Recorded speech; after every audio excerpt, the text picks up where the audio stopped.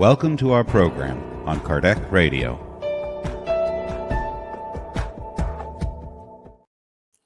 Welcome, dear viewers and listeners at Kardec Radio. Here we are in another episode, let's say this way, of our health and spirituality program at Kardec Radio. For 14 years, we've been here with you, bringing the greatest minds of this world that have been defining a new way of thinking, generating new ways of feeling, generating even better ways of making our lives better on earth. There are wonderful people in this world, and amongst them, I have to tell you, one of our best friends at Kardec Radio, Dr. Stephen Post. And today we're so honored that he's back here at Kardec Radio to talk to you and I about a new book. Great minds have to share in so many forms, but books are still the very way. The book is Pure Unlimited Love, Science and the Seven Paths to Inner Peace. Dr. Stephen Post has written this book, and let me say this way. He is the director of the Center of Medical Humanities, Compassionate Care, and Bioethics at the Renaissance School of Medicine at Stony Brook University. He co-founded the Institute for Research on Unlimited Love. He is the author of several books, including Why Good Things Happen to Good People, and he has authored over 400 articles in peer-reviewed journals and has been interviewed by leading newspapers around the world. He is an elected member of the New York Academy of Medicine and the Royal Society of Medicine, as well as founding fellow of the International Society for Science and Religion. He lives in Long Island, New York, and he is a good friend of ours here at Kardec Radio. Yes, he admires Kardec's works, and we admire his works. In this book, Pure Unlimited Love, what is he telling us? Much of what you've been waiting for. Good news. Nowadays, we need good news. And he invites in this book, Pure Unlimited Love. Feel the title, Pure Unlimited Love. Invites you to incorporate these mantras into your everyday life. You and I need good news. And if you think science doesn't have good news, I tell you, science always has good news. And scientists are, we say in Spiritism that scientists, they are like ministers of God in the temples of university. They are discovering, quote unquote, the mysteries of life, and they share the findings with much hard work, with much focus, and our lives, little by little, are becoming better and better. So I'm going to introduce to you, and you're invited to join us to ask your questions. We're going to restream this Saturday at 12 p.m. Eastern Time, okay? For those who need it another time. But for now, you can write to us directly here in the chats of our YouTube channel. We have several channels here. We have the British Union of Spiritist Societies with us, the Spiritist Society of Virginia, the British Medical Spiritist Society here with us. We have also the Spiritist Society of Washington, D.C., Kardec Radio. We have its Instagrams, etc. So all of us together viewing this and talking about it.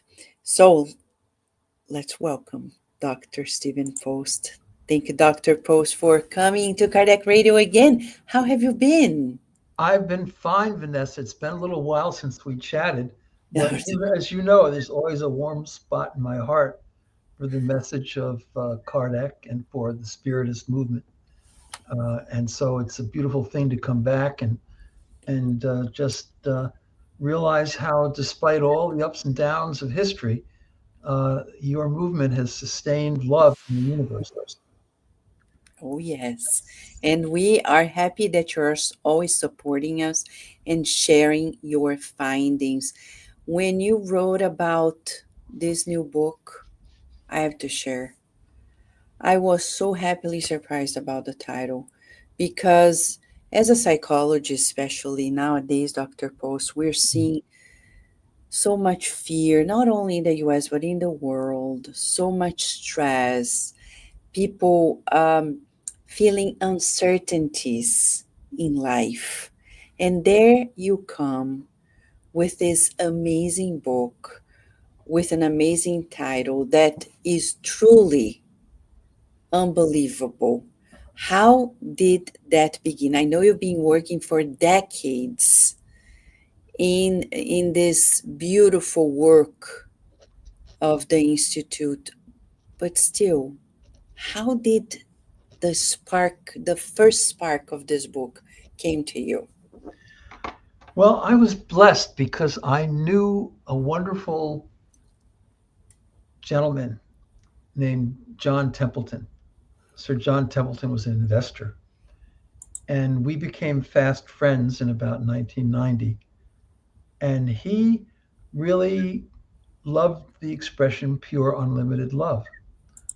So, in many ways, this book is a tribute to him. Mhm. He died in 2008. Uh, but just before he died, his son Jack, who was a surgeon at the Children's Hospital of Philadelphia, gave me a call on my flip phone, and he said, "Dad is dying." His father was down in Nassau, and he has a final book he wants to write, but he doesn't think he has time to write it, and he didn't. And he's asking if you would write it for him, which is pretty daunting. Oh So, no. so he trusts you. He thinks you know his way of thinking. And I asked Jack, well, what would the title be? And Jack said, "Is ultimate reality pure unlimited love?" So I did write that for Sir John, and this, in a lot of ways, continues my loyalty to that relationship and to his ideas. So it's a beautiful thing for me to be able to offer this, even as I get a little bit older now. Yes. And I know the core idea. Let me read it to the people who are with us. Pure and limited love, science, and the seven paths to inner peace. Mhm. The core idea, and there is a quote here: when the well being of another is as real to us as our own, we enter the field of love.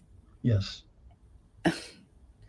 And there is this definition about pure and limited love as the divine energy that heals, dignifies, and unites all beings.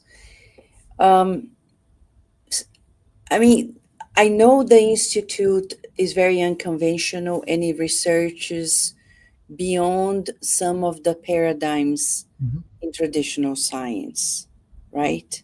yes. And I would like you to share with us how, you know, the current state of sciences validate this core idea of the book. Well, in lots of different ways, pure unlimited love isn't just a concept or a definition, it's a reality. It's an ultimate reality in the universe. So one of my friends here, I quote in the introduction, Jeff Trilling, who for many years was the head of family medicine here. I said, "Jeff, what is pure unlimited love to you?" And he said, "It's the first thing you see when you close your eyes for the last time, hopefully." And that tells you something. In other words, it's not just unconditional love. That's why we don't use that language. We want something that's much more universal, much more cosmic, much more about the ultimate nature of the energy in the universe. And pure unlimited love seems to fill that bill. So many physicists now have come around and mathematicians, and they've come to agree that unlimited love underlies the universe, the constants, the mathematical dimensions, all the tremendous thermodynamics. There has to be some sort of mind of unlimited love behind it all. And that's very well accepted by over half of modern physicists, which is nice. But we've also done a lot of studies on the seven paths and Mm. different expressions of love. And that's a whole nother piece of it, which is really the core. So in the introduction, you mentioned, let me just open here. You mentioned that about a national survey Mhm. conducted by Lee and Paloma and you, Mhm. that about 80% claim to have experienced such divine love directly Yes, or otherwise through others at least once, and about 40% claim to have experienced it more than once. right. Have you experienced it yourself as well? Oh, yeah. And by the way, about 20% of those people feel that they experience it all the time. They Yes, just go through day to day life feeling this incredibly warm, effervescent love for everybody. And it's nice to know that there are people like that. Uh, so, sure, I've experienced that in my life. And I talk a little bit about that in the book, but I try to keep it yeah, away from my own narrative. of course. But sure I have. I've been very fortunate.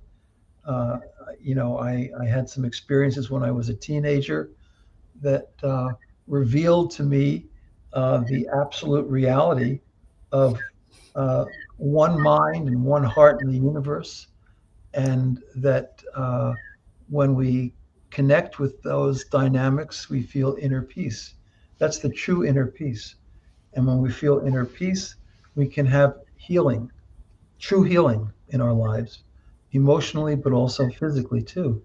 So I believe that with all my heart, and that's how I've lived my life with a smile, by the way, and with mirth. Yes. And in this book, there is much shared about research in neuroscience, psychology, talking about the biology of love, for example, right? Yes. And you want to talk about like how altruism can change our neurochemistry, for example? Yeah. Well, that's right. I mean, I actually, altruism is such a broad term. I speak a lot about kind giving in this book because it associates the action of giving with an emotional state of kindness, and that's when you really see the benefits to the giver. And there are all kinds of studies that I cite in the first chapter, which is may you give and glow. Okay, may you Yeah. give and glow, uh, because that's so well established. We did a study of widowers and widowers who had been happily married for many years and were going through grief and bereavement. That's something that I'm sure you help people with, Vanessa, in your Yeah. practice. And we found out that the ones who could self report that they were helping others in their neighborhood, not just through formal volunteering, but just, the neighbors, the people in their local faith communities, in the schools, whatever it might be, the hospitals, they were getting through this process more quickly and in a more enduring fashion. So we published this in a good journal, and the New York Society of Widows and Widowers saw Uh, this, and they called me. Sitting right here in this audience, I got a phone call, and never heard of that organization, but it's a pretty big organization. And they were having a national meeting in Manhattan. So they asked me if I'd come in and give a speech, which I did. And I talked about all the inner benefits of being a kind giver. The Bible says God loves a cheerful giver. And it doesn't work if you're being forced to be generous, if you're doing this for tit for tat kinds of reasons. yeah. But just put all that on the shelf and get rid of this whole attitude that has become so dominant, I think, in some parts of our society. Uh, um, of just transactional life. It's not transactional. There are internal benefits and liberating benefits of just engaging yourself in meaningful helping activities with kindness. It's not how much you do, but if you do it with kindness, just on average, a couple of hours a week is fine. It's a little more for older adults than it is for teenagers, but it's very interesting to see that. And so we did this study, and then I went into New York and I gave this talk. There were a lot of people there, and in the end, there was a guy in the very back of the room, and he was frantically waving his hands. And I called on him, and he said, "I don't care what you say, buddy. I don't do nothing for nothing." And that's not something that I would expect to hear from a spiritist Yeah. because you move in different realms. Uh-huh. But that's so important, and it was lovely. And so I told him, I said, "Look, I think you got to move beyond that transactional mentality. It's okay for some aspects of life. If you're a hot dog vendor, you're collecting money for hot dogs. But when you're in life generally and you want a meaningful life, just be free in your giving." Yes. So let's talk about these paths. So it's about how to find this inner peace, this joy of living, Mhm. and there are 7 paths, Right. right? And these 7 paths, as you said, like give and glow, Give and glow. That's kind. right. Give and glow is beautiful. And the studies that we've done, national studies, show that people who give and glow feel a higher sense of purpose in life. They feel physically healthier. 80% feel that it improves their emotional health. 80% say they recover from loss and disappointment. It's an amazing benefit. 96% of people feel happier. So if you want to have a prosperous, thoughtful, elevated, cheerful life, become a giver, but a giver from the heart. Yes. A giver from the heart. And so that's why I don't just talk about altruism, because altruism can be, the people who rushed into 9/11 to save folks, they were wonderful. But a lot of them were, they were firemen and policemen, and I honor them. But they Mhm. were doing this because it was part of their job, it was in their role. So not the key thing to successful giving is to put the right emotion into it. And Mhm. then the second path, may you heal with kindness. Mhm. And working around, it's not just for people working around hospitals. I do work around hospitals and have for many, many years. But for every kid on the corner, everybody, without exception, you can be a healer. All you have to do is have kindness. And when you interact with people, instead of getting caught up in the nastiness of our culture, the Yeah. negativity, the hostility, the vitriol, even the killing that's going on, Yeah. just put that on the shelf. Don't have anything to do with it. Be strong in your kindness. And kindness is a beautiful expression of love. So that's what we do. We try to teach medical students compassion, empathy, and we do very well. We've won national awards here for that kind of work, and we need it in healthcare, as you well know. There's not enough of it, and when people are kind as healthcare providers, and they stay in touch with that kindness, they don't have burnout, they don't get lost, they don't feel depressed about their work. They feel called in a vocation to do this, and it just goes on and on and on. Yes. So heal with kindness. And this is the second. The third is follow your callings. Follow your callings. That is so important. I wrote that for young people. I think about my own now young adult kids. If you feel that you have some natural gifts and talents that you can use to contribute to the lives of others, you're home free. Just make the most of it in your life. You stick with it. Don't get diverted by a little more prestige or a little higher paycheck.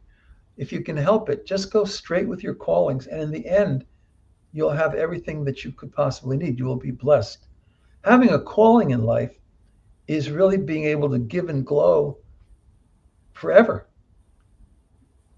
It's a way of giving and glowing day to day. And I've been fortunate. I've been really blessed in life because I knew when I was 15 I was going to be a teacher, and I've been able to do that over the years in various very very nice medical schools. I've been around a lot of people, and I take great pride in the students I've helped see this truth that they need to be who they are and follow their hearts and souls, because nobody on this earth should ever be told that they don't have a calling. Mm-hmm. It's humiliating. It steals away their dignity. Everybody has a calling. It can be simple, and it can be um, relatively insignificant in the great eyes of the world. It doesn't matter. Uh, Mm-hmm. just follow your calling. Yeah, it's not easy. Like when kids go to school, they do these tests. And I remember my daughter Virginia coming home one day last year and saying, Mom, these tests cannot portray who I am. Right. You cannot tell. That's not what I will be. And I said, Don't worry about it. I'm a psychologist. I tell you, they're instruments and instruments. They're using one of them. It's valid, but not necessarily for everybody. So you shouldn't fit yourself in a box. School systems sometimes teach people how to fit in with Yes. certain kinds of occupations.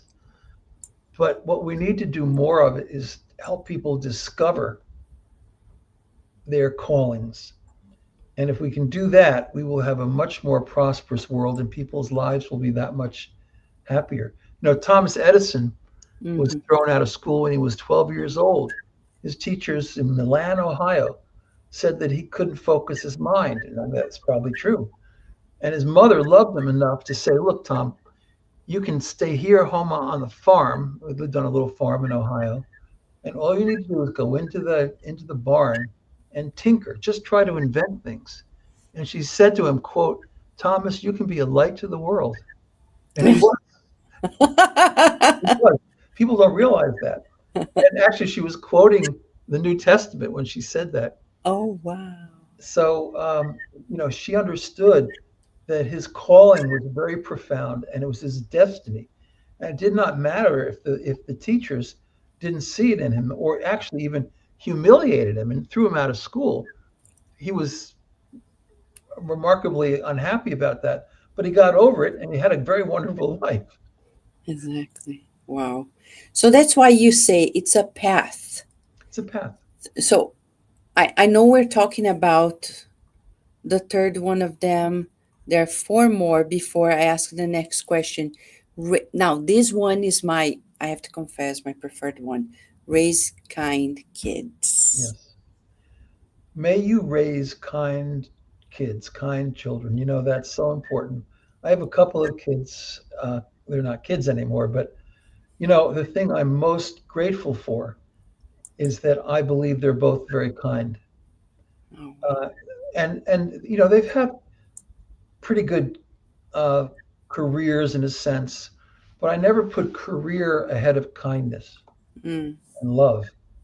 And I think what happens from the studies that we've supported actually is that parents tend to emphasize kindness until their children turn, into the young teens, and mm, now they're competing for the better universities, and the kindness sort of recedes, and that's too bad because in the end, you're going to be more successful with kindness than without it, obviously.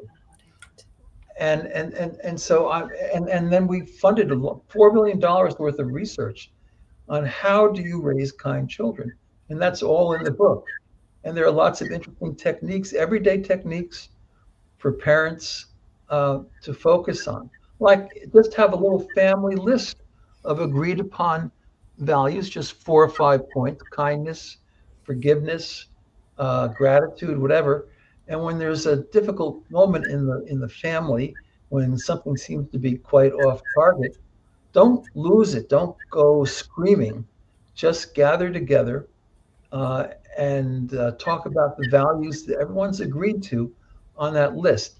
You need that center of culture in the home because the world around us is anything but what we need. It's just pulling us away from our centered kindness and love, which is our soul. It's pulling us away from who we truly are in our hearts. So we need to have reminders of that. And the studies show that families that have those kinds of devices in their homes, instead of going ballistic when a child makes some error, they actually come together and they have these thoughtful conversations about these core values that define their family. Mm-hmm. That helps a lot. Also, volunteering intergenerationally is important, and when the parents have their kids involved in volunteering, including volunteering outside of your sort of in group, if you will, actually socially, but just sort of doing something that might be a little unexpected, stretching your children out so they're not just myopic Yes. interests, but they have a sense of a shared humanity. That is incredibly valuable. So I think, we've forgotten. I mean, it's one thing to bring kids into the world. you, you know, I mean, I don't want to diminish the challenges of childbirth. Don't get me wrong. Okay. Oh, I know. But It's hard. the challenge though is raising a kind child, and sometimes they get so sucked into the technologies. So I hired a woman here at Stony Brook who became she's a physician, Stanford graduate. She became our physician documentary filmmaker. And Oh, she did wow. a movie called Screenagers. You may have heard of it. Screenagers, Delaney Rustin. It went all around the country, became the most popular documentary of the year. And it was really basically an honest assessment of how parents can struggle, but how they can succeed in getting their children into real, meaningful, loving relationships that are not completely subjected to the technological imperative. Yeah. Would you say that of the seven paths, this one, raising kind kids, is the most urgent one in I the think world? I think it's right up there. I think it's right up there. It's hard, incredibly urgent, and I'll tell you, as a parent, um, if your kids are not kind, if they're getting into all sorts of bad trouble, if they're in bad relationships, if they're doing hurtful things, it's very painful as a parent. And you do begin to blame yourself. Hurt people, and sometimes it's because we just completely got out of control with our anger and rage, uh, with a 2-year old. And so when I begin that chapter on "May you heal with kindness" with a few lines that I think are beautiful. And just listen, it's just 7 lines. As we come into this world with our first breath, we are completely open. There is no judgment, no preformed sense of self or other. We are in that moment pure love. Before words, before rational thought, our visceral experience penetrates deeply. We sense the complete love of a parent holding us just after birth as it flows into every fiber of our being. And if there is fear, worry, or rejection, this too is felt in full measure. And we funded studies at Yale about how even toddlers, 1 year old or 18 months old, are perfectly capable of empathic emotions. So this myth that the child doesn't have empathy is really bad science, Mm-hmm. very bad science. I was at a meeting 3 weeks ago in New York for the Templeton Prize, and Jane Goodall was there, the great primatologist. Oh my. In fact, we had dinner together, and the next morning, she flew to LA to give a talk, and she passed away. She was 91. She seemed so perfectly healthy. She had a calling. She wanted to reverse the negative, unscientific myth that non-human primates were all nasty swashbucklers. And so she went into the wilds and with very careful observation She noticed that these non-human primates are perfectly capable of kindness and generosity and looking after the most vulnerable in their groups.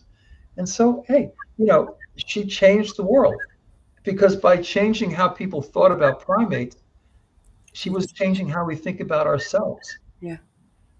So I think she was beautiful. I love Jane Goodall. And I'm very sorry she passed away, but she did so much good in her life for so many people. What a legacy. And talking about love and the healing power of it, you wrote that love heals individuals and communities. So, how does research actually show this healing power? Oh, love heals. Love heals. If you look at, I mean, there's so many studies. I've been publishing these for 30 years, in the best scientific medical journals around. But if you look at every area of health, uh, kindness heals. In addiction disorders, there's the AA movement, the 12-step movement, and the 12-step is the golden rule. Uh, you know, uh, May you do unto others as you would have them do unto you. And by getting into that mindset and living that life, you not only help them, but you also tap into your own strengths and your own great uh, veracity and the truth of it all. So that's for sure. But there in every literally every area, um, uh, love heals. If you have that parent who can, surround you with that sort of quiet, beautiful love as a child, you are predictably, and you know this as a psychologist, you're predictably going to have a better life, and your peers in your adolescent years will identify you as kind. So it's a kind of a transmission. You sort of pass the torch. Doesn't mean that if you have some disadvantages, adverse childhood experiences, ACEs, they call them, early in life, that you're cooked. It doesn't mean that. You can Mm-mm. have the right community, like the Spiritists, you know, where there are a lot of wonderful, loving people, and that can make up for some of these deficits. You can marry the right person who's compassionate, and that can help a lot. And you can find your callings and find meaning in those callings and help people. So you can benefit tremendously, but you still start out with a certain disadvantage if your early childhood is disruptive. I've studied a lot about Adolf Hitler, and his father was so brutal. He was brutal to him, in a small town in Austria. He loved his mother very much, but she died when he was fairly young. So he just had this very, very brutal father. And you wonder how a person like him could do the terrible things he did. Mm, Well, there's always, hurt people. exactly. And that's what we need to understand. I agree. And this goes back as you talk about again, I'm going to go back to the other paths to inner peace. Know the one mind. Yes. It's like the source of this love. Well, that's Kardec. I mean, I'm a Kardec fan. I actually read his stuff. I have some of your books, your paperback books of his collected writings, and I take him seriously because I also, I believe that, as he did, that there is one mind. Believe it or not, there was only one mind. I don't think he thought that our individual minds were derived from brain and tissue and cells. I think he felt No. that our brains were the conduits Yes. for mind, and we all participate. We all are centers of the divine mind.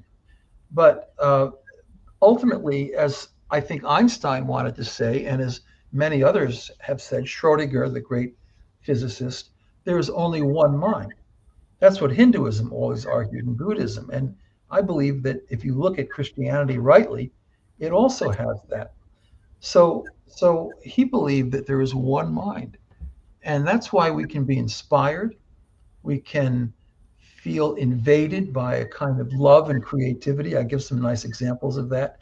Even Ramanujan, the great mathematician from southern India, He never studied mathematics, but this was about 1900. He would be praying and at the foot of his goddess, he would receive these inspirations. And then he would write them down in the dirt with his finger. And he'd come back later in the day and he would put them in his notebook. Famous Notebooks of Ramanujan. And there's a whole movie about this called The Man Who Knew Infinity. And he was invited to Cambridge University. He lasted a few years there. And then he went back to India, and he had a hard time in life because he didn't have any money to speak of. But, you know, in the middle of Cambridge University, at the most distinguished college, Trinity College, where Stephen Hawking and all these great people went to school, there in the middle of that library are the two notebooks of Ramanujan in a beautiful black glass case. And it is said that those formulas that he felt he received, they're the basis of a lot of quantum physics. And not all of it, but most of it. So somehow or another, his creativity wasn't, he didn't feel it was his creativity. He felt it was the creativity of this great intelligence, this great mind. But it wasn't just a great mind, it was a great heart. He also believed, and I believe, in a universal heart, that there's a heart underlying the universe, and it's a heart of pure love. And if we just concentrate on that, if we're mindful and meditational and prayerful about it, we can in fact engage with that heart. We can become one with that heart. And if we can do that with mind and heart, we can have true inner peace. So yeah, that's how I define inner peace. And absolutely, and then we can have inner healing too. It would be great now that our president is talking so much about peace and the summit of peace that you come and share this view, because you say here, the fifth path, it's page 147, the importance of inner integrity. Inner peace is in significant part the fruit of moral integrity, Yes. being true to conscience and fully integrated with it. And then later in the next subtopic about the eve of destruction, you say the world is replete with people who, disconnected from one mind, seek annihilation of self and others or both. So, bottom line, you're telling us that the lack of this inner peace generates the lack of the collective peace because we are disconnected with this one mind. Very much so. And so I'm a real believer in the many great mystical figures like Kardec, who has said that, there is this profound love. It's not the love of chocolate, it's not the love of designer jeans or whatever. It's this profound other regarding love when the security and well being of another is as real to you as your own, and sometimes more so. You love that person. But then, we struggle with love because we're unwise as parents. We can be myopic and centered on our own in group and not care much about the neediest. We can be erratic in our emotional state. So it's a spiritual energy in the universe, and we can connect with that. That's what spirituality is really about and what it's for. And so yeah, many people talk about these moments when they were literally invaded by what they felt was not their own love, but a love that came through them from beyond. And that is ultimately what pure unlimited love is about. Yeah. And it's interesting you're talking about love. I particularly love the United States of America so much that we actually started Cardiac Radio on July 4th Oh, right. of noon. And there is this beautiful foundation. I know it's Mhm. for some people paradoxical, but you say here that we are in America currently spiritually empty. Like there's some form of empty spirituality Yeah. happening. Can you tell us more about this? Well, I'm not so. There is an overwhelming anxiety and adversarial quality in our lives because we don't quite understand that we can have difference of opinion and still love each other. Yes. I grew up with an Irish Democrat mother, Molly McGee, and a very Republican dad, Henry Post. And they would argue sometimes at the dinner table, should it be Nixon or Kennedy, 1960? They never uh, ever thought about separating. And nowadays, people actually break up their marriages over politics. It's not worth it. Politics, I just want to say, is not the ultimate reality. I don't diminish its importance, and I think that we can be politically involved in various ways, but not at the cost of our souls. Not if we're just so hung up in vengeance and literally enough hatred to go shooting people for no good reason at all. So Mhm. it's just unacceptable, and the violence that this breeds is pathetic. So I think we can overcome it. I'm actually very optimistic about America. I love America too, as do you. Mhm. Um, it's got its limitations, its flaws here and there, but overall, it's the greatest experiment in love and freedom and justice that we've ever had on the face of the earth, and we have an investment in helping it to succeed. So that's really my feel. That's why the seventh path, may you honor the spirit of freedom. Oh my. Yeah. And I don't think free. So just and Kardec agrees with this actually. Yes. He doesn't think that freedom is just a materialistic quality, like Mhm. a dog might chew through a leash to get free. Actually, it won't always do that because if you give it a nice plate of food, it Yeah. would prefer the food to freedom. Yeah. That's been well demonstrated in psychology. They call that learned helplessness. But Yes. I feel as though freedom is a gift in the Hindu tradition, which Kardec was familiar with.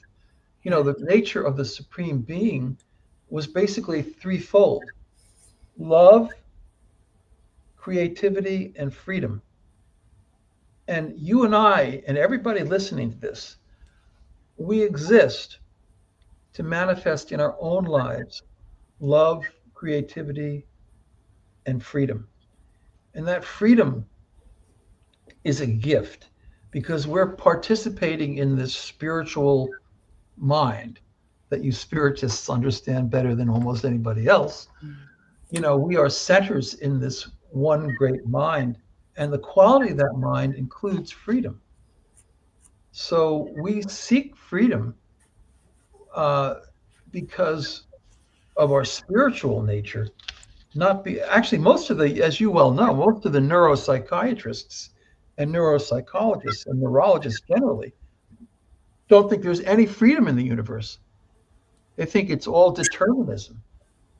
So you almost, this is Sir John Eccles, who was a Nobel Prize laureate for his work on figuring out the communication between brain cells. He was my teacher for a while at the University of Chicago. He said you can't get mind out of matter any more than you get blood out of a stone. So freedom isn't coming from matter. He would argue it's coming from mind. It's just, and that's my perspective in the chapter. So it Mhm. connects with the idea of may you know the one mind. But freedom is immediately in every great tradition connected with the golden rule: do unto others as you would have them do unto you. Not the minimal view. I mean, do not do unto. That's important. You don't want to go home tonight and feel good about your life because you didn't kick anybody in the shin, but actually to do unto others, to use your moral imaginations, your spirituality, and to be asking yourself, how can I contribute and benefit the people around me? That's the real golden rule. And that's what freedom is. Freedom is living in that rule. And you're talking about freedom. Freedom is divine. It's in the law of nature. Yes. Talking about nature, the other path.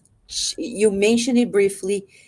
It's so important to go back. You mentioned about Jane Goodall, cherish the gift of nature. It's this Amen. reverence for earth to renew balance. And you give a couple examples here in the book about ecotherapy, forest bathing, and how this unity with nature will restore us, Yes, will give us a sense of balance, which is foundational for peace, right? yes.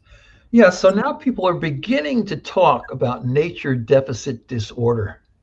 Now, I actually show up sometimes at the psychiatric emergency room on the weekends just to kind of get a sense of where people are at. And I run into so many individuals, not just young people, but just individuals generally, and they've never really realized how important it is spiritually to connect with nature. And you know, if you go to meditate in your village wherever you live, you'll typically find that there's a wind chime and the sounds are beautiful. You might see a statue of St. Francis of Assisi. You might see or might hear water coming down a little incline into a pond. So there's something about nature and spiritual practice, meditation and prayer, that is very, very central. And I'm horrified that we've gotten so far away from loving nature, the love of nature. I actually, you know, I say, you know, the pure unlimited love. Well, we should be loving the eternal, divine, supreme being. We should be loving one another. We should be also be loving ourselves properly, and we Mhm. should be loving nature. So those are the four loves in this book, and every one of them is important. They're very interrelated. So I, you know, I live on Long Island.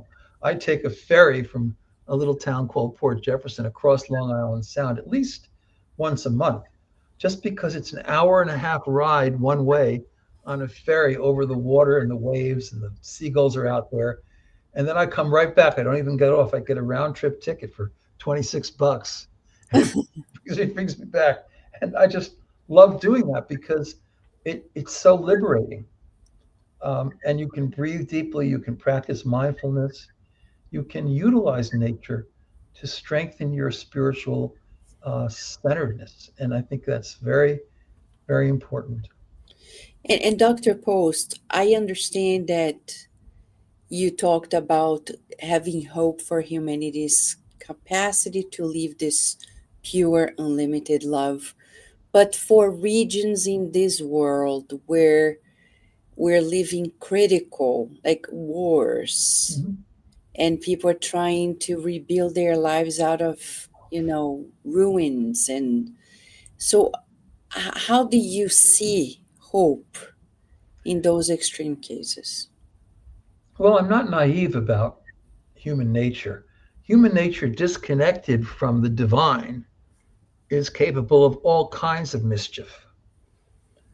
So I think that inner peace has to begin when we feel within ourselves that connection with one mind, with one heart. And you have to look inside, look in the mirror, because there isn't any real good, solid external peace until we calm down ourselves inwardly and become the sorts of people from whom peace in the world naturally emanates. Now, you know, I realize that there are real adversarial forces, including in group, out group conflict.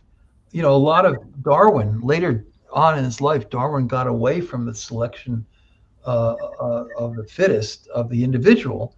He went toward group selection theory. And he said that all this kindness and natural empathy and love and care that we see in human nature, a lot of it comes because group one is more successful than group two. Part of that success is having those healing qualities in your community. But the flip side of it is that we also have these in group, out group conflicts, and we don't have full inclusion. We don't have a common humanity. So he thought that the goal of spirituality and of philosophy, he quoted Immanuel Kant, was to realize that those differences between them and us that we think are so pivotal are actually not important at all. They don't amount to anything if you analyze them logically. And I think that the part of the problem of our times is that we've gotten so caught up in these ancient hysterical uh, uh, uh, animosities uh, Hmm. that we have to somehow focus our minds. I do this. This is where daily spiritual practice comes in for me. Exactly. I mean, as you see in the introduction, I get up in the morning, and I have since I was 15. I get up about 5, and I do mindfulness meditation. I have a real routine that I go through, and then I ask myself, because I know who I'm going to see over the course of the day. I work in these fairly stable environments, and people work under me, and I have leadership roles. So I know if people have certain needs. If somebody's youngster is suffering with an addiction, I know when I see that person in the morning, I probably want to be compassionate and listen attentively as he expresses that experience and the frustrations involved. And then there might be somebody who I know is getting a little off track. I know they're great people, they have great virtues, but somehow they're losing that inner direction. So I had to exercise carefrontation. That's another expression which I borrowed with permission from M. Scott Peck when he was still alive. He wrote The Road Less Traveled, and he wrote me. I have a letter from him up here on my shelf. He said, "Stephen, you write a lot about love, but there is such a thing as a love that has to really confront people." And we determined that we didn't like the word confrontation. Yeah. We like carefrontation. Yes. It works a lot better. Um, so they're all mirth. I love mirth. I think one of the problems in our culture today, Vanessa, Uh-huh. is that we don't laugh enough. I I mean, agree. no culture on in the history of the world has succeeded if people forget how to have a little laughter and a little lightheartedness. I have a story for you on that. I hear that. When I moved from Brazil to the US 27 years ago, the chairman of my department, Michael Shipley at the University of Maryland, bright mind, he came to me a month after I moved in and he asked me, he was in Brazil. That's how I met him. He was at our university there, University of São Paulo. So he came to me and asked, Vanessa, are you happy here? I said, yeah. Do you miss Brazil? Of course. And he says, what do you miss the most? And I Uh, had to share. I said, I miss the laughter. I yes. miss the joy of living because in Brazil, we're not shy. And then he looked at me and said, Vanessa, remember, here we're very serious. And then I started laughing. I said, you have to, you You know. have to laugh. So as well as I do, the studies on laughter. Norman Cousins, The Anatomy of an Illness. He laughed himself through a very serious case of autoimmune disease, and he wrote a best-selling book. Again, The Anatomy of Illness began as an article in the New England Journal of Medicine, and now at UCLA Medical Center there is the Norman Cousins Center for Psychoneuroimmunology, about how laughter frees us from that heaviness, that dense negative emotion that floods us with stress hormones, and that slows wound healing. It affects metabolism. It's bad for the heart and vasculature, and it even affects the hippocampus, a part of the brain Yeah, that's identifiable as involved in the onset of Alzheimer's disease. exactly. So laughter is so important in a millisecond. So I'm ridiculous. I mean, I was teaching a small group of students this morning, medical students, and I for the first thing I asked, I said, so are you laughing much? And they were all there. They're all so heavily burdened in a lot of ways by their clerkship experience. And I gave them I said, Halloween's coming. And this is a joke for your audience. Always clean, uplifting, and respectful, but never the dark stuff, but always uplifting. And so I said, where do ghosts, because Halloween's coming, Yeah. where do ghosts buy houses? Uh, Do you know? You don't know. no. On dead end streets. That's my joke for all you spiritists out there. Remember that I said that. Dr. Post told you where ghosts buy houses. And the other thing I was saying about a week ago, what do you do if you have dyslexia, Uh, insomnia, and you're an agnostic? Now, spiritists are not agnostics. You believe in some higher being. yeah. But what do you do with it? Well, okay, the answer is you're up all night wondering about the existence of dog. So, never anything that's derisive or unkind or hurtful, but just upbeat humor in small doses. Doesn't have to be long and complicated, but it frees people. And there's so much good literature about the value of laughter. And all the non-human primates that Jane Goodall studied, they laughed like crazy. Yes. And you wonder, like, how come people sometimes laugh like crazy? It's because it's who we are. But also, I believe that there's the laughing Buddha. There's laughter in the divine in Hinduism and in Christianity too, Mm-hmm. um, and Judaism, and so we need to recognize that laughter is an expression of love. Yes. And if you don't have laughter, how can you love if With there's no laughter? yeah. Just asking. I mean, maybe you can do it, but it would be sort of Yeah. Something is harsh. missing there. The emotional body language has to match the feeling. Yeah, absolutely. So you've probably noticed this with me. I'm very mirthful. Yes. I mean, it's not that I'm unserious. I'm very serious. I have to be because I've Yeah. been very productive over the years, and I've had to navigate all kinds of challenges, um, professionally and in other ways. But I'm always mirthful because my mirthfulness is a quality of my spirituality. But would you say that you writing this book, Yeah, it it changed something else personally in you? I would say it consolidated Oh. an awful lot of the things that have been important to me. And it's a serious book, but it's not so serious that I don't have some nice little anecdotes and vignettes and stories and so forth. Uh, but it's ultimately, yeah, it's about the work of the institute. We've studied all these different areas of love, the wheel of love, um, the ways of love, and again, I can't come to work with my role as a leader and just walk around spewing the word love because people get confused by it. They don't know what it is. It's actually a good way to lose your job in Yes. today's world. But they know the expressions of love. They Yeah. know that how love can be manifested depending on the needs of the people around you. And so, creativity, loyalty, mirth, celebration, listening, respect, forgiveness. The fellow who unfortunately made a medical mistake, and as a student, it resulted in the death of a patient. This wasn't here, it was actually in Cleveland. Mhm. And he was ready to quit medical school. He came into my office because I was chairing the committee on students.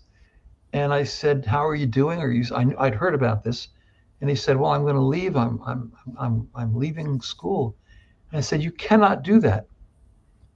And I said, "Let me give you a quote from Martin Luther King, which I picked up from the desk of a neonatologist in Louisville, Kentucky one time. He had it inscribed in teak. Those who make no mistakes make nothing. And that's something for every kid who's listening to your radio program to Mhm. remember. Those who make no mistakes make nothing. I've made mistakes, and you've made mistakes. We've all made mistakes. And I don't ever like to give the impression that somehow my life is perfect or has always been perfect. Not at all.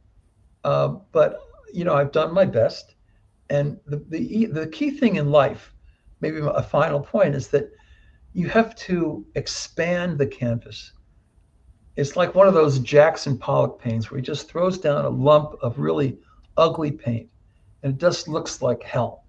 But then by the time he covers it up with these beautiful lines of all different colors that just seem perfectly, they seem to be inspired by Mhm. ultimate reality almost. And it winds up in the most important museums in the world because he was able to expand. And that's what you have to do in life. You have to expand. And that includes all the negative conflicts in the world. You have to expand the canvas. One little story. I got here to Stony Brook. And I'd been doing unlimited love work for a long time and been on a lot of news shows. And amazingly, a young cub reporter from the Three Village Herald, the local paper, I'd never heard of it, had done an interview with the dean of the medical school, the transplant surgeon, and my department chair, and said, "You're hiring this guy to talk about empathy and compassion and teach ways to be that way with your students. But what about this pure unlimited love stuff?" And to their great credit, these individuals, they said, "Well, we're not so sure about that, but we know he'll do a good job." So the next morning, I called the president of the university, Shirley Kenny, and I said, "Shirley, you recruited me for this, and now you've probably seen the Three Village Herald. Has anybody called you up about it?" And she said, "Yeah, I got some calls this morning." And I said, "Who called you?" The only thing on the cover page of the Three Village Herald, I forgot to say this, was "Unlimited love comes to Stony Brook." Oh, And I wow. thought, holy smokes, how am I going to outlive this? And so I said, "Who called you?" And she said, "Well, a lot of emeritus professors." And then I said, "Well, what did they say?" Well, she said, "They were mostly male professors, and they asked me, what kind of love are we talking about?" And of course, it was mirthful. I mean, we just laughed that one to the end of the day. And and I was coming up. There's an escalator in the middle of our medical school, and I was coming up from the second to the third floor, and there was a guy up on top of the escalator looking down at me, and he had his arms crossed like the old Mr. Clean commercials, kind of burly. And I'd never seen this guy before. I'd never been in the building before, and I looked at him, and I said, and he was staring at me, and I looked at him, and he said, "Are you Dr. Post?" And I said, "Yes, I am." And he said, this is the first thing anybody said to me in this building: "Are you going to save us?" And this guy's a very distinguished microbiologist, world famous. And I said, "Well, I'm not 100% sure of this, but I'm going to do my best." And we just laughed and became great friends. And so That's the point is that sometimes, life hits you in the face and you realize this is not an ideal situation, but it's always there for a reason. And mhm. you always have adversaries and difficult moments because they're only there to bring out the best in you. And nobody has an enemy. I do not have any enemies in my life. I don't even believe in the idea of love of enemies because it assumes a certain construct. I have adversaries and have had adversaries, but I love them because they bring out my best. Interesting, because in this book, for those who are watching us, the uniqueness of the book, besides the topic itself, it's the structure, about the practices that you suggest, the meditation that you also share, and at the very end, I have to read this. At the very end, in the concluding thoughts, it's more than profound. It's true. I am free because I love, and I can love because I'm free being. I'm a free being. I am never free when I am entrapped in destructive emotions like resentment, bitterness, or hatred. I am never free when I do harm to others or even think about such a thing. I am free because early every day I meditate on pure, unlimited love and how it can take form in the encounters that lie before me. In this mindset and heart set, Mhm. my soul flies light and I manage the day with grace. The spirit of freedom projects into the world from our hearts and minds in awareness of the Supreme.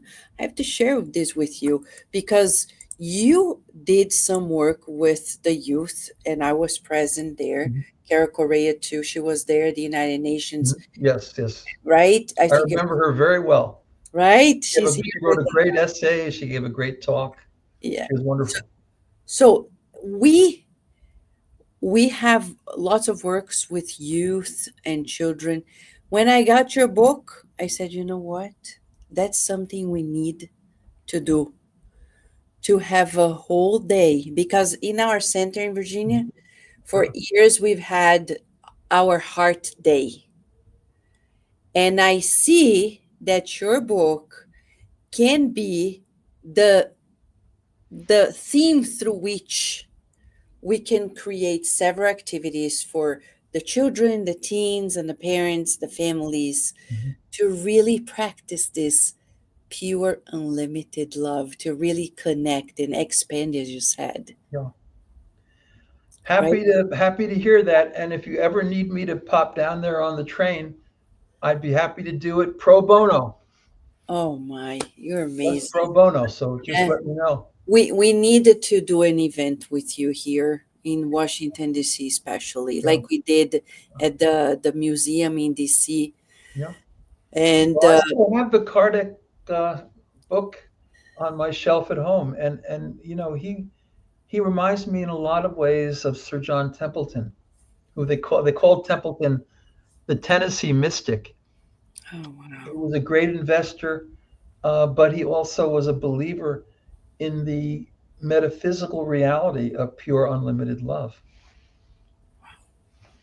Yeah, there's much more work to be done. With your book, we need to open more doors, right? Yeah, I do. So I love the Spiritist movement, and so for that reason, if anybody ever wants me to show up, I will show up. That's a promise. Deal. That's the next step. Since this book is being released, people can buy it at Amazon and they can go to your website too. You're so easy to find, you're everywhere, and people can get to know of this book and the practicality of the book. Yeah, It's not only about the research, the stories, but the tips on how to practice, the yeah. meditation, and to really practice this. I love this. Like every morning, you really connect with this pure unlimited love, Mhm. and the sense of life changes. Everything Yeah, yeah. changes. The early morning is important because the great Kabbalistic rabbis of Judaism, sent millennia ago, they all said that that's a great time for prayer and meditation because you've just woken up and you're not quite sure where you are. That sometimes happens to me. And also, you're not locked into the chronological pressures of time and the day. So you're sort of beyond time and place. And that's the way the divine is. So if you can meditate and be mindful and feel that infinite mind and that infinite heart early on, that's the ideal time for it. And then you can carry it on through the day. You may have some challenges and get away from it a little bit so you can replenish. Yeah. Um, I have this little thing on my desk here. It's called Just a Moment. It Ah, takes 1 minute, and as the sand goes down through the hourglass, I reorient myself. And you do have to be vigilant, but don't forget how important the morning is. And then in the evening, as I say in the book, you want to ask yourself, um, how did I do on the wheel of love? Was I compassionate? Did I do some small kind act? Was I forgiving? Was I mirthful? Was I respect? You want to think about the day a little bit in retrospect because that makes a difference. Dr. Post, you're so much in our hearts. So much wisdom. We're going to sleep better tonight for sure. Wake Okay. up better as well. But I have to share. I have an idea, okay? One more thing. I think if we send the copies of the Pure Unlimited Love to the Congress, the shutdown is going to end the minute after. Well, I hope so. And I could send some to the White House too. Yes, why not? You know, our group here in Virginia and DC last year at Christmas on Christmas Day and also New Year's, we did this metro campaign where we distributed books and the Spiritist magazine for free in all the 100 metro stations we have in the Maryland, Virginia, DC area. Wow. Wow. So we would gladly do also distribute your book there. So after we get off this evening, Yes. send me an email with your best mailing address because I'm going to mail you Yeah. at least 3 boxes with 20 copies in each one. And you can just do whatever you want with it. There you go. You know, Bring it Dr. to Congress. Rose, Bring it to the metro station. love is magical. Yeah. Certainly, we're going to talk more. We're going to make arrangements also for you to come here. We're going to distribute your books, talk about the books. We're going to restream this very conversation here live on Fabulous. Saturday. So people have more opportunity, especially the people in the other side of the world who are now probably sleeping, but Yes. they will be able to join us. We want to thank Dr. Post, people who are here, like Daisy Gallen. She's sharing, like, thank you, Dr. Post, for sharing your research and your wisdom with us. What an inspiration. Loved your jokes. Thanks for bringing laughter and hope. Much gratitude. Kara Correa here, also delighted about it. Maria Plummer, thank you, Maria. I met them Maria. in Boston, the four sisters. Amazing. She wrote some books for kids. Amazing. She's thanking you for sharing through love. And we have more people in other channels here as well. We don't have more time. Aline is here. I can see the folks and friends. We have so many friends here. They are going to share this interview as well. So more people can get to know of this wonderful news that there is hope and there is a direction. There are paths. All we need to do is wake up early and connect with Yes. your unlimited love, right? Yes, it takes practice and consistency, but over the course of a lifetime, it really becomes second nature. It's like surfing. You have to paddle really hard to catch that wave, but once you catch that wave, all you have to do is balance. You don't even have to exert yourself. You just balance. And I've been on that surfboard for a long, long time. Oh, wow. Thank you for your leadership and also for your courage to research, to share, and to really lead the world into this new understanding. I hope the whole world gets to know of pure, unlimited love and shares with everyone around. Thank you so much, Dr. Post.